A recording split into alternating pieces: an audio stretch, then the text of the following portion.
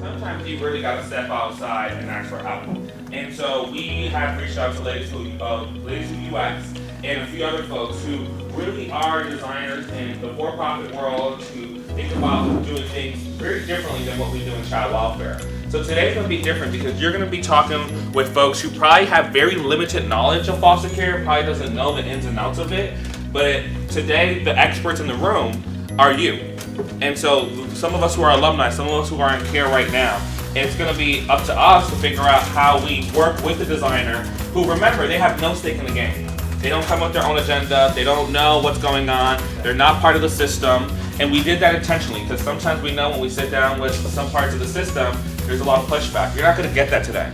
Today you're really going to have people who showed up, who volunteered their Saturdays away from their families, away from their commitments at last minute to say, we'll show up and we'll just do what you tell us to do, we'll design with you, we'll work with you. So you'll probably see a lot of this today, a lot of sketches on paper, on whiteboard, a lot of sticky notes. They're not going to look pretty, so don't be like, oh, what is that? It's more about the ideas than what it actually looks like. So you can go to the next one. So a lot of what you'll see are wireframes. That's what we call kind of like a blueprint of a website or an app. And a lot of times they look pretty messy. They should take 5 minutes to make. So like I said again, they're not pretty, but they're more about the ideas and to get them in front of the real users. So if you're a youth or a young person in the foster care system, we're going to be showing these to you to figure out, does this make sense to you? Is this going to help, or is this a bad idea? We should trash it. So that's why they're quick.